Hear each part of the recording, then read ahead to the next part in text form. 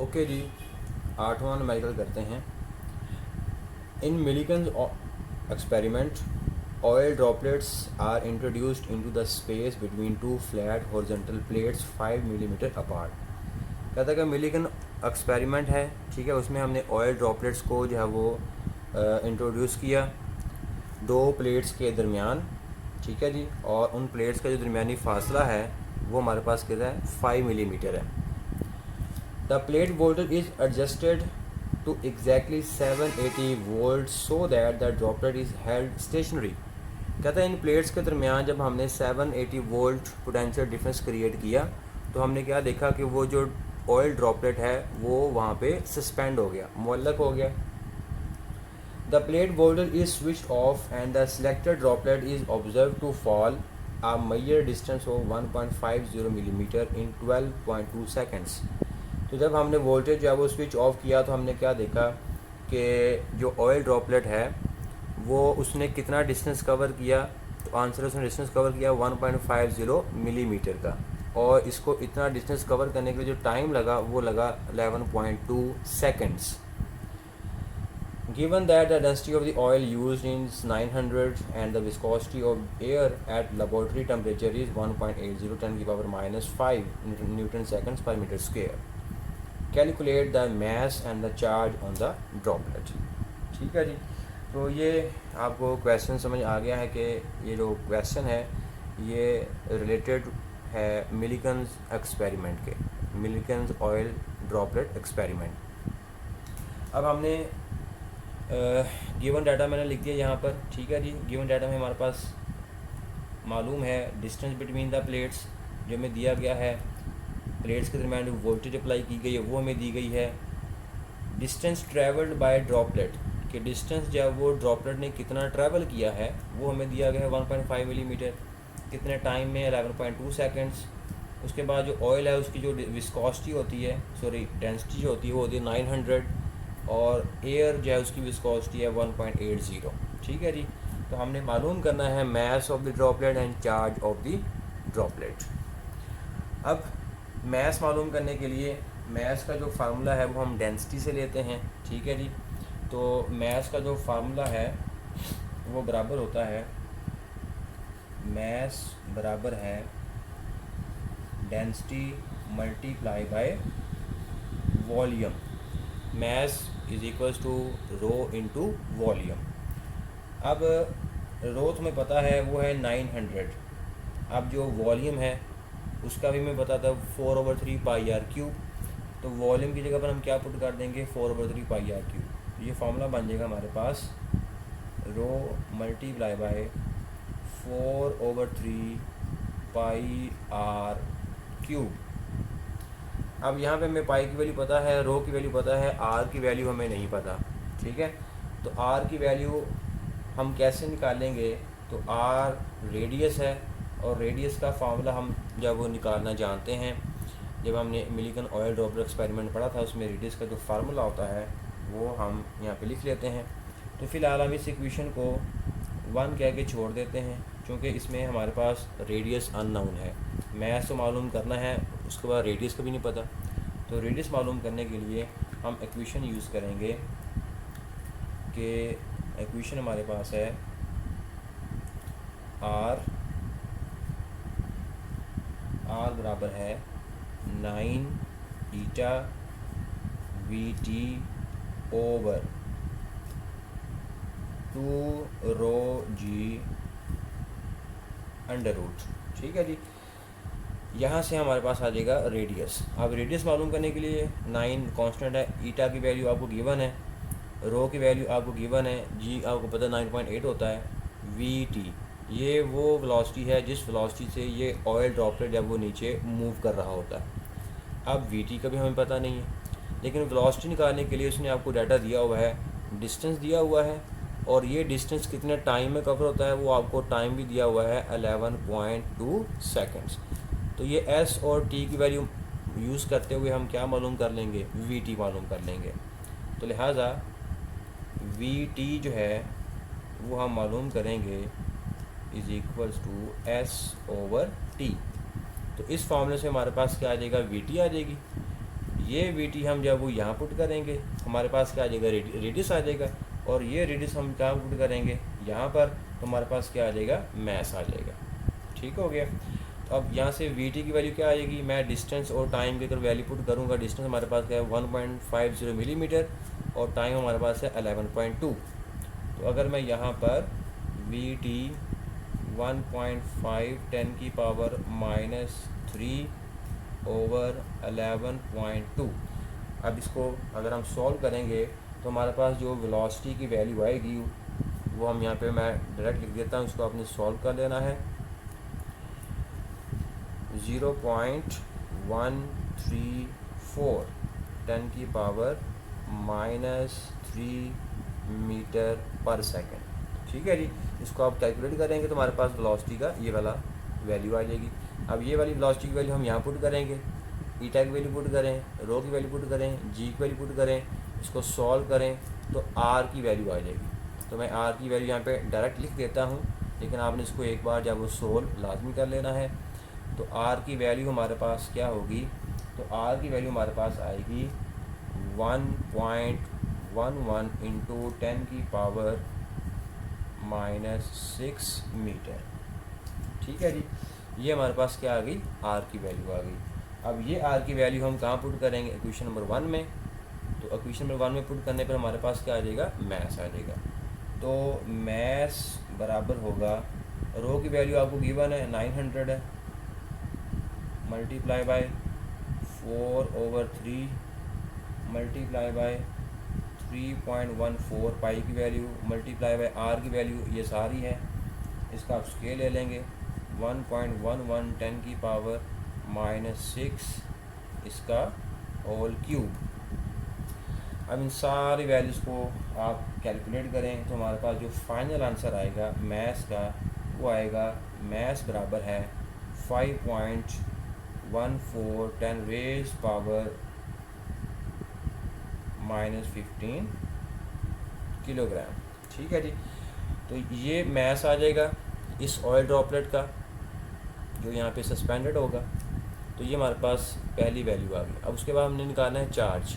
तो चार्ज के लिए हम जानते हैं कि चार्ज कैसे निकालते हैं। तो चार्ज का जो कॉन्सेप्ट है वो हम ऐसे निकालते हैं कि ये पार्टिकल है, इसका जो वेट है वो डाउनवर्ड डायरेक्शन में है। ठीक है, जो पार्टिकल है इसका जो वेट है वो डाउनवर्ड डायरेक्शन में है। अब इस वेट को बैलेंस करने के लिए हमें एक अपोजिट फोर्स लगानी पड़ेगी। वो फोर्स लगाएंगे इलेक्ट्रिक फील्ड की मदद से, दैट इज़ QE। तो ये दोनों फोर्सेस क्या होंगी, बैलेंस होंगी। इन दोनों फोर्सेस को बैलेंस करके हम क्या मालूम कर लेंगे, चार्ज मालूम कर लेंगे। ओके, तो चार्ज के लिए हम कॉन्सेप्ट यूज़ करेंगे कौन सा कि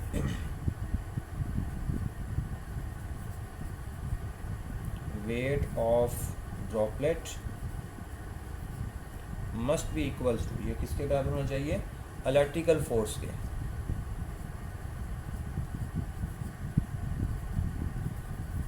इलेक्ट्रिकल फोर्स। ठीक हो गया जी। तो वेट हमारे पास होता है mg, इलेक्ट्रिकल फोर्स होती है Q इंटू E। अब हमें Q निकालना है। Q निकालने के लिए हमें मैथ चाहिए, G चाहिए और E चाहिए। E हमारे पास है नहीं है, लेकिन E के लिए हम जो डाटा हमें दिया गया है वो ये है पोटेंशियल और डिस्टेंस बिटवीन द प्लेट्स। यानी कि पोटेंशियल और E का जो रिलेशन होता है वो हम जानते हैं पोटेंशियल ग्रेडियंट वाली इक्वेशन से निकालते हैं। तो E की जगह पर हम क्या लिख देंगे, तो E की जगह हम लिख देंगे V/D। यहाँ पे V जो है वो पोटेंशियल डिफरेंस को ज़ाहिर करता है। ओके, इसको रीअरेंज करें तो Q का जो फार्मूला बनेगा वो बनेगा mg/d/V। ये वाला फार्मूला हमारे पास आ जाएगा। इसमें आप सारी वैल्यूज पुट करें और हमारे पास जो चार्ज की वैल्यू है वो आएगी 3.22 10 की power -19 coulomb. That's it. Okay जी, न्यूमेरिकल नंबर 9 करते हैं। न्यूमेरिकल नंबर 9 की स्टेटमेंट है, a proton place in a uniform electric field of 5000 Newton per coulomb directed to right is allowed to go a distance of 10 centimeter from A to B। कहता है कि एक proton है, उसको हमने एक यूनिफॉर्म इलेक्ट्रिक फील्ड में place किया और उस यूनिफॉर्म इलेक्ट्रिक फील्ड की जो स्ट्रेंथ है वो हमारे पास है 5000 न्यूटन पर कूलम। तो उसको हमने मूव करवाना है from a distance from A to B, और ए से बी का जो डिस्टेंस है वो हमारे पास कितना है 10 सेंटीमीटर है। ठीक हो गया, ओके। अब डाटा हमारे पास क्या क्या गिवन है कि इलेक्ट्रिक फील्ड इंटेंसिटी हमें दी गई है, distance between the points A and B, मतलब दो प्लेट्स के दरमियान डिस्टेंस है वो हमारा ए, ये वाली ए प्लेट है और ये वाली बी प्लेट है। अब उसके बाद जो चार्ज होता है प्रोटॉन का वो हमें याद होना चाहिए, charge of proton equal to charge of electron, ठीक है जी, और mass of proton. Okay, find क्या करना हमने, फाइंड करना है पोटेंशियल डिफरेंस, ठीक है जी, potential difference between the points A और बी के दरमियान जो पोटेंशियल डिफरेंस है वो कितना है। वर्क डन हमने मालूम करना है, वर्क डन, और तीसरे नंबर पे हमने मालूम करना है change in potential energy, change in kinetic energy and velocity. अब इसको ज़रा गौर से आपने समझना है, बड़ा आसान क्वेश्चन है ये भी। तो पहले अपने पोटेंशियल डिफरेंस मालूम करना है। तो potential difference between points A and B, तो potential difference in terms of electric field, तो पोटेंशियल डिफरेंस का इलेक्ट्रिक फील्ड के साथ जो रिलेशन होता है उसको यूज़ करते हुए हम पोटेंशियल डिफरेंस मालूम करेंगे। तो इलेक्ट्रिक फील्ड इंटेंसिटी का पोटेंशियल के साथ जो रिलेशन है वो क्या होता है,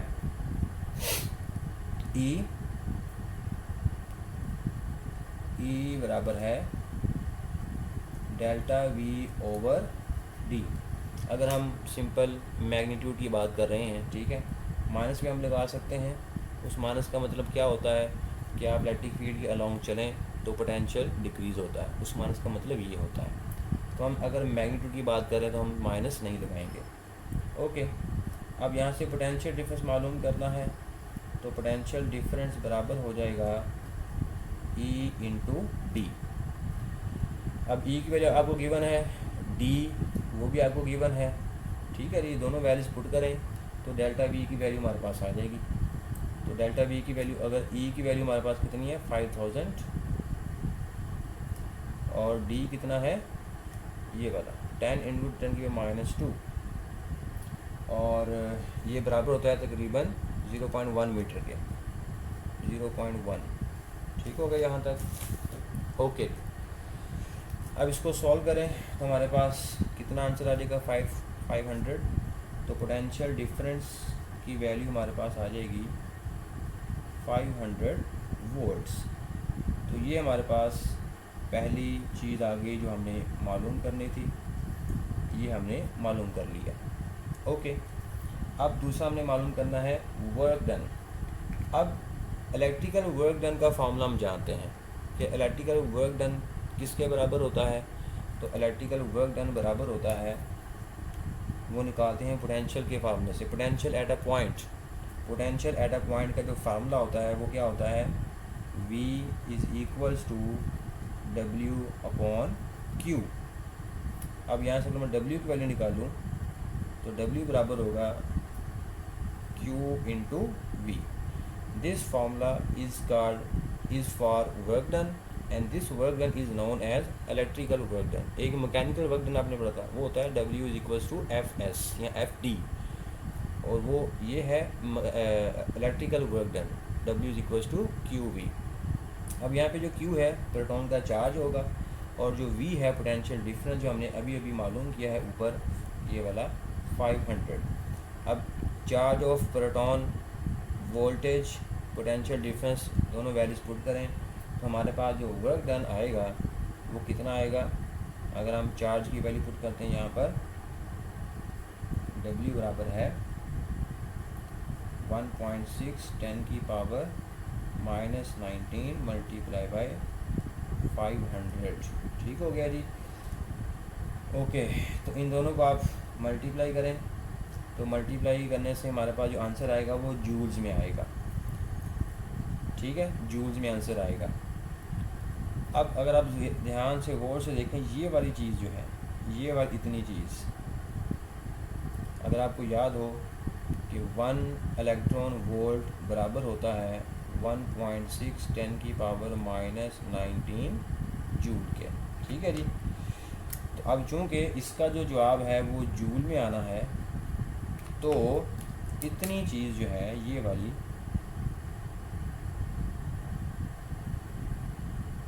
ये नहीं बन रही, ठीक है। 1.6 10⁻⁻19 जूल, 1.6 10⁻⁻19 जूल किसके बराबर होता है? इलेक्ट्रॉन वोल्ट के बराबर होता है। तो हम इस पूरे डिब्बी की जगह पर क्या लिख सकते हैं? इलेक्ट्रॉन वोल्ट, ठीक हो गया। तो हमारे पास जो वर्क का जो फार्मूला आ जाएगा, वर्क की वैल्यू हमारे पास आ जाएगी, कितनी आ जाएगी? सिंपल 500, ये 500, और इस पूरे की जगह पर क्या आ जाएगा? इलेक्ट्रॉन वोल्ट, वो आ जाएगा हमारे पास इलेक्ट्रॉन वोल्ट। तो ये हमारे पास आ गया दूसरा वर्क डन।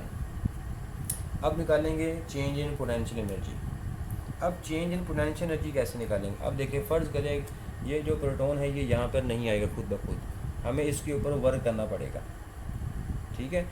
हमें इसको फ़र्ज़ करें कि हम इसको यहाँ से यहाँ पर लेकर आएँ, यहाँ से यहाँ पर लेकर आएँ, हमें वर्क करना पड़ा। वर्क कैसे करना पड़ा? हमें फ़ोर्स लगानी पड़ी, ठीक है। फ़ोर्स कितनी लगानी पड़ी? फ़ोर्स लगानी पड़ी हमें QE, दैट इज़ F। हमें इतनी फ़ोर्स लगाकर इसको इधर डिस्प्लेस्ड किया।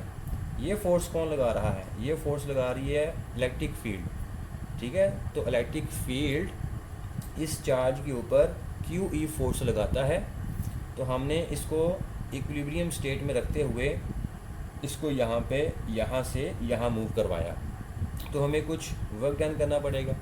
वो वर्क डन कहाँ जाएगा? वो वर्क डन इस चार्ज के पास पोटेंशियल एनर्जी की फॉर्म में स्टोर हो जाएगा, ठीक है। तो चूँकि हम इस चार्ज पार्टिकल को इधर से इधर लेके आ रहे हैं, तो हमारा जो डिस्प्लेसमेंट है वो इस डायरेक्शन में कवर हो रहा है, लेफ़्ट साइड पर। जो इलेक्ट्रिक फील्ड की वजह से जो फोर्स लग रहा है वो फोर्स लग रहा है इस डायरेक्शन में, F = QE। तो ये हमारे पास एंगल कितना बन गया? 180 एंगल बन गया। तो हमने जो वर्क किया है वो वर्क हमारा बराबर होगा, वर्क बराबर होगा FD cos 180, और 180 -1 होता है, तो लिहाजा आंसर आएगा हमारे पास -FD, ठीक हो गया। ये वर्क हमारा जाएगा कहाँ पर? तो ये वर्क हमारा उस चार्ज के पास पोटेंशियल एनर्जी की फॉर्म में स्टोर हो जाएगा। तो मैं इसी वर्क को लिख सकता हूँ कि यही हमारे पास जो वो पोटेंशियल एनर्जी है, ठीक है, क्योंकि यही वर्क जो है वो उस चार्ज में पोटेंशियल एनर्जी की फॉर्म में स्टोर हो रहा है। लिहाजा मैं इस वर्क को पोटेंशियल एनर्जी को के बराबर लिख सकता हूँ। तो पोटेंशियल एनर्जी हमारे पास किसके बराबर आएगी? -F × D। मतलब ये वर्क हमारा कैसा हो गया? नेगेटिव वर्क हो गया, ठीक है, नेगेटिव वर्क हो गया। तो मैं यहाँ पे लिखूँगा कि पोटेंशियल एनर्जी जो है वो हमारे पास बराबर है माइनस, मतलब नेगेटिव